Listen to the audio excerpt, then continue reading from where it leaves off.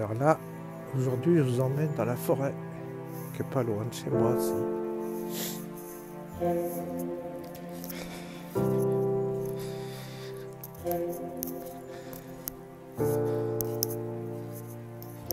Alors, pas grand chose à vous dire aujourd'hui, mais j'ai lu vos messages, ça me touche beaucoup, hein, les messages que vous me donnez. Et puis il y a une forme de, pas une forme de compagnie comme ça qui se crée à plusieurs, chacun seul dans son coin. Et je sais pas, c'est assez réconfortant. C'est assez réconfortant de voir que on ressent un peu les mêmes choses finalement. En tout cas, il y a une catégorie qui ressentent un peu la même chose. Catégorie d'humains. Alors là, il y a un calme impressionnant. Il y a vraiment une ambiance étonnante. Bon, bah, ce matin, je suis allé à l'hôpital, comme prévu. Ça a fonctionné, je suis passé, et puis j'ai vu un neurologue là, qui m'a donné un nouveau traitement, on verra. Et donc je suis allé à la pharmacie chercher ce médicament tout à l'heure. C'est marrant parce qu'il y avait un couple qui était là, on sentait qu'ils avaient été bien imbibés par les médias, ils voulaient leur 3e dose.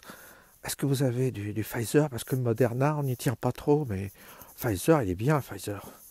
Alors, puis maintenant, ça sera comme ça tout le temps, ça sera comme pour la grippe. Ils répètent les arguments qu'ils ont entendus à la télévision. Un couple de Français qui ont dû remplir toutes les cases aussi dans leur vie. Hein. On voit qu'ils veulent être de bons élèves. Hein. Côté un peu faillot, bah nous, on va faire la 3e dose. Hein. Puis après, puis tous les ans, on en fera une. Hein. Qu'est-ce que je voulais dire, on va me trouver dur peut-être. Alors faut être, on va être clément. On va pas dire de méchanceté aujourd'hui. Non, ce qui m'inspire aujourd'hui, c'est toujours pareil. C'est quand je me balade comme ça dans la nature, mais je suis sûr que vous aussi vous ressentez. On ressent des présences. On ressent vous savez, comme un monde caché. Je ne sais pas si vous avez vu un film, un reportage sur le monde invisible. Je ne sais plus le titre exactement, c'était un reportage sur l'Islande, pardon. Un reportage, le monde invisible, je retrouverai le titre. Et c'était un reportage étonnant parce qu'en Islande, ils sont très proches des éléments. Hein. Eh bien, la plupart des gens croient aux elfes, à ces êtres qui sont dans la nature et les humains cohabitent avec eux. Il y en a qui les voient, il y en a qui les rencontrent, ils en parlent. Dans le reportage, on voit des gens tout à fait sensés, hein, des professeurs, des gens tout à fait équilibrés, dire bah oui, j'ai vu tel elfe. Et puis, pour eux, c'est normal, c'est naturel. Et même, il y a un maire d'un village qui avait détourné une route pour pas déranger l'habitat des elfes qui étaient là. Et c'est vrai ce que je vous dis. Il faut que je retrouve le titre de ce reportage parce que c'était le monde. Enquête sur le monde invisible, je crois. Enquête sur le monde invisible en Islande. Je mettrai le lien. Il n'y a pas de lien à mon avis. C'est un film qu'on doit acheter sûrement parce qu'il ne doit pas être accessible, mais très très étonnant. Bah, ici c'est un peu ça. Ici il y a un silence tellement impressionnant que je sais pas, j'ai l'impression que je vais voir surgir un petit être tout à l'heure. Il y en a qui vont penser que je suis cinglé, mais c'est pas grave. Ça c'est certains, je sais. Ils croient au fond d'eux-mêmes, mais on parle pas parce que ça porte toujours à rire. Mais moi j'aime bien, je n'ai pas de... Alors là, j'ai pas de pudeur, hein. Je m'en fiche, j'aime bien penser à ça aussi. Penser que, voilà, dans nos forêts, comme ça, il y a un monde caché qui, qui vit un peu dans un monde parallèle au nôtre. Quand je suis allé en Afrique, il y avait la même chose. Quand je suis allé au Burkina Faso, il y avait des gens qui rentraient en contact avec ces entités qui étaient de sorte d'elfes aussi. Ils appelaient ça des condomblés. Et ils communiquaient avec eux à travers une forme de transe, de rituel, quoi. Ils rentraient en contact. J'avais un ami africain qui est décédé d'ailleurs dernièrement, qui lui prétendait qu'il pouvait apparaître. Enfin, moi, quand je suis allé en Afrique, je ne les ai pas vus, hein. Mais enfin, voilà, bon, ça fait partie du monde, d'un monde, tout ce qui est le fantastique, tout ça qui est repris dans des films. Mais de toute façon, dans le cinéma, il y a toujours une part de vérité, hein, que ce soit dans la science-fiction ou dans tous ces films allégoriques. Il y a toujours quelque chose. Et donc, il y a certainement une dimension où on rentre en contact avec ces êtres-là. Est-ce qu'ils sont bénéfiques ou maléfiques? Je pose pas la question. Ils vivent dans leur monde, je pense. Et puis nous, on vit dans le nôtre. Ils doivent nous regarder avec beaucoup de circonspection. Ils nous regardent, là, voilà, quand ils voient qu'on respecte pas trop la nature. On fait du bruit, on a des machines un peu violentes qui font du bruit, des motos. Là, en ce moment, il n'y a pas de moto, il n'y a pas de... Comment on appelle ça, les quads, là, qui font un bruit infernal. Alors, je pense que ce monde-là doit nous observer de loin comme ça, mais je pense pas qu'ils aient trop envie de rentrer en contact avec nous. En tous les cas, aujourd'hui, c'est ce que m'inspire cette promenade. Faut bien changer un peu de registre, on va pas toujours parler de la situation, du virus et tout ça. Faut bien s'offrir un peu d'autres perspectives. De toute façon, quand on aura quitté ce monde, tous nos petits ennuis, tous nos petits tracas, nous paraîtra fait quelque chose d'infiniment médiocre. Une fois qu'on aura quitté ça, tout ça nous paraîtra certainement ridicule. Ça sera de l'enfantillage. Et donc c'est bien de se promener comme ça dans la nature. Et puis, évidemment, quand on est seul, c'est l'avantage, c'est qu'on est plus à l'écoute. On est plus en relation, plus en contact avec ce monde-là. Et là, aujourd'hui, il y a vraiment bizarre, il y a ce climat-là. Quelque chose que je ressens. Plutôt un autre sujet.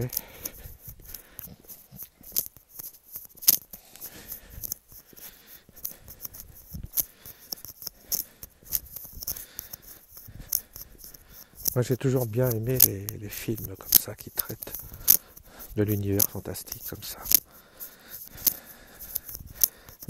Ça m'a toujours parlé. J'aime bien d'ailleurs les boutiques où il y a plein d'anges, il y a plein de fées, tout ça, j'aime bien. De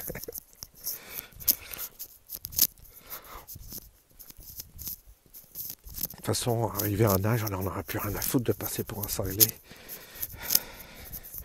C'est pas grave. Faut bien, faut bien garder cette espèce d'émerveillement, cette espèce d'ouverture vers l'invisible, vers les choses inconnues, tout ça. Faut être ouvert.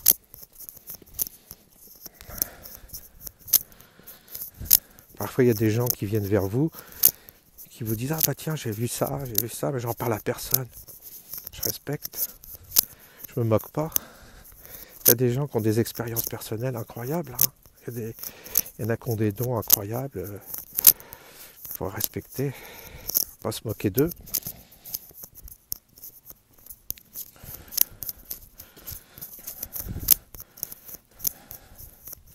Il y avait évidemment, il il y avait des civilisations, des sociétés qui intégraient ça. Comme en Islande, hein, encore actuellement. Hein, il suffit que vous allez en Islande, vous allez voir, il y a des voyages organisés autour des elfes, tout ça. Des gens qui en parlent d'une manière tout à fait concrète. Hein. Mais nous, on est dans un monde tellement dur, tellement rationnel, tellement pratique, qu'on a une espèce de... On met comme une chape sur tout ça. On met comme une chape, on ne veut pas en entendre parler, surtout pas. Surtout pas. Des fois qu'on pourrait être... qu'on se laisserait gagner par la poésie, par l'émerveillement. Alors là, surtout pas. Il faut rester sérieux. Il faut rester très terre à terre. Compter ses économies. Parler de placement, ça c'est beaucoup plus important.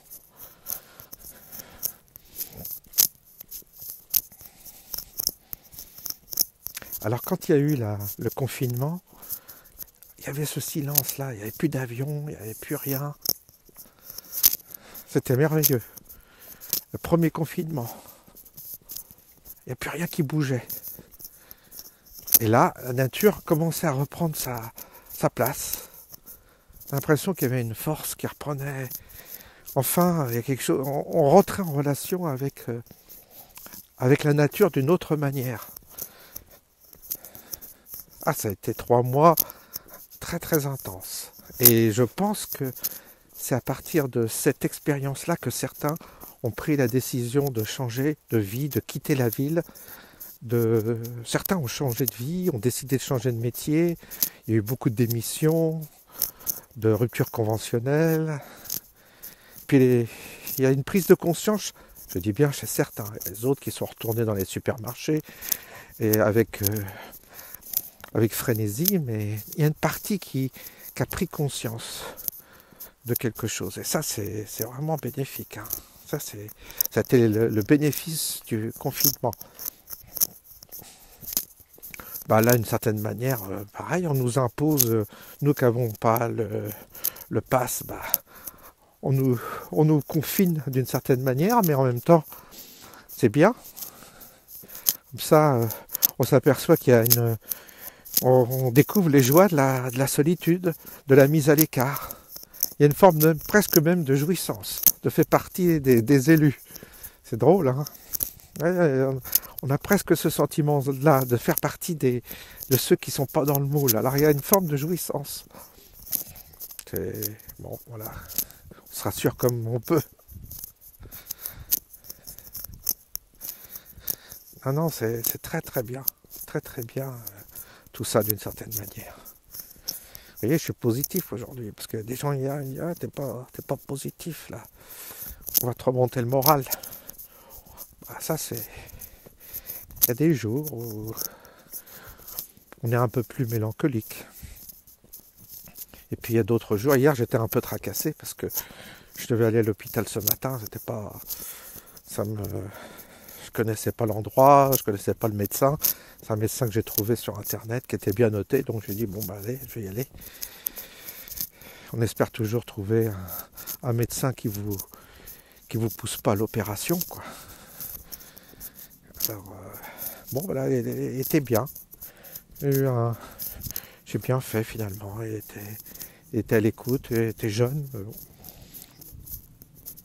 Mais ça s'est bien passé, plutôt dans un bon état d'esprit.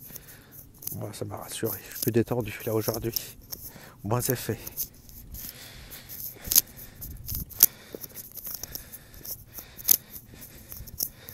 Mais aussitôt, c'est ça, maintenant je suis tellement habitué à être seul qu'aussitôt que je me retrouve dans le monde, j'espère que je ne vais pas devenir agoraphobe ou misanthrope.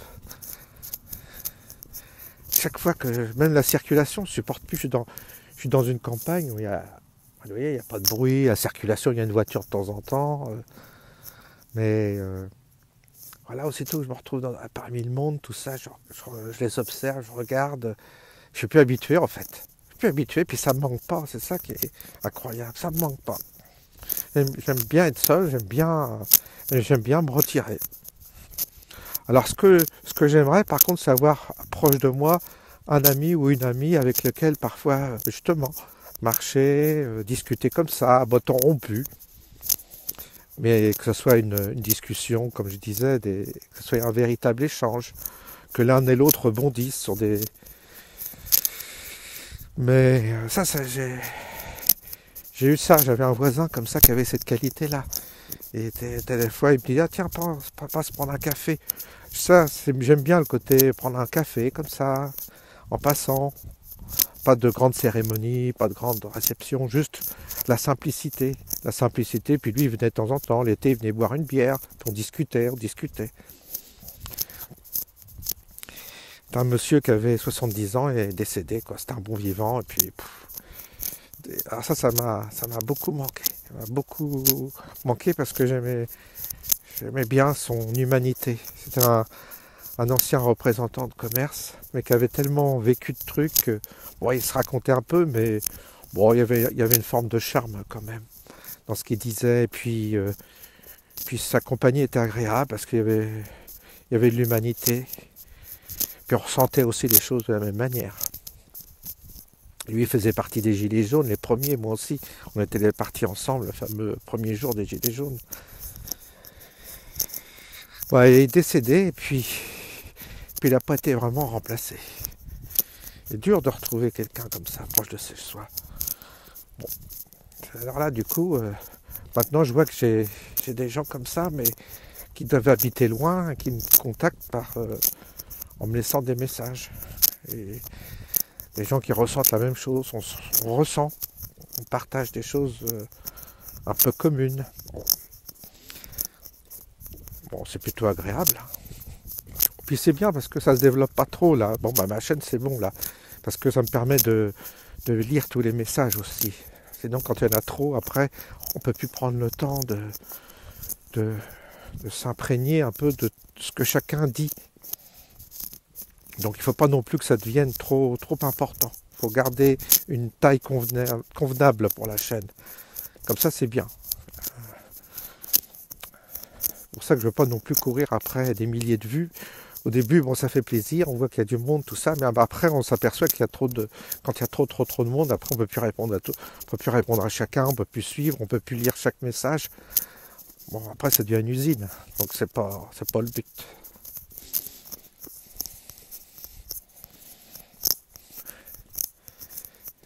Vous voyez, c'est toujours le même chemin que je fais, en réalité. Tous les jours, je fais le même chemin, mais ça me dérange pas. Pour moi, chaque jour, c'est différent de toute façon. L'ambiance est différente. Il y a une ambiance différente chaque jour. Même si vous pensez que c'est la même chose, ben non, c'est différent. La présence est différente, je sais pas, il y a une intensité différente. Je sais pas comment expliquer ça, mais chaque jour. Et mon humeur est différente aussi, ça dépend des jours. C'est ça la vie.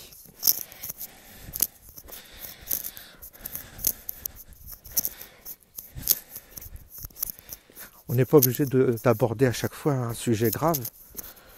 Ce que j'aimerais bien aborder comme sujet, c'est le transhumanisme. Ça, c'est une inquiétude, ça. Pareil, ça fait partie des inquiétudes. Alors, on remue des sentiments un peu lourds et c'est pas... On peut pas tous les jours parler de choses graves.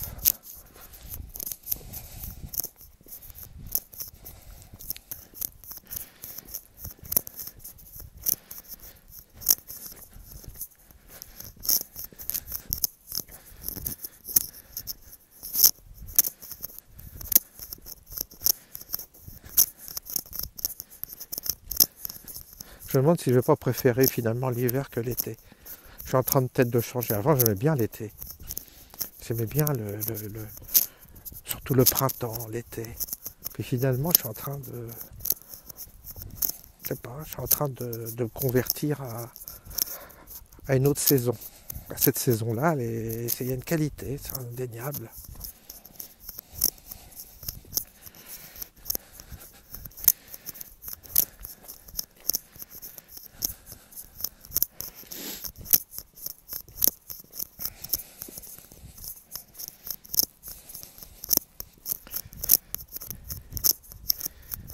Quand on marche comme ça l'hiver, il y a ce côté réconfortant. On rentre, on fait un feu de cheminée, On se fait un bon chocolat chaud.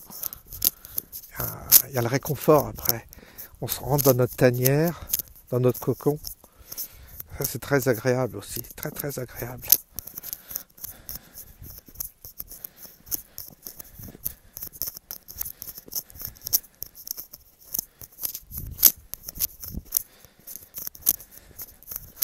On verra quand on sera dans un autre monde comment ça sera. Si on sentira les choses comme ça, du bien-être comme ça. C'est pas ce qui nous attend après.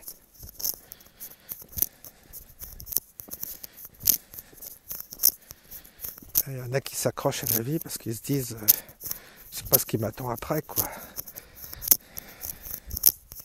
Il y en a qui pensent qu'on va se réincarner, il y en a qui pensent se réincarner, d'autres qui n'ont pas envie de se réincarner du tout.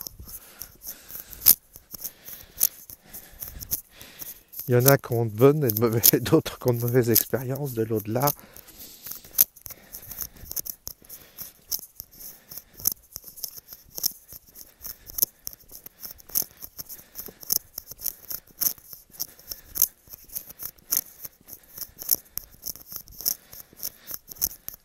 Il y a plein de sujets comme ça à développer. On n'est pas à court de sujets. Hein.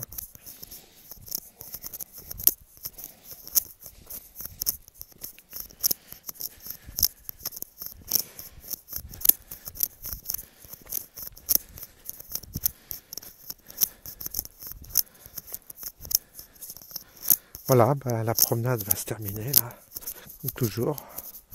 C'est l'heure de rentrer à la maison. Voilà, je vous souhaite une bonne...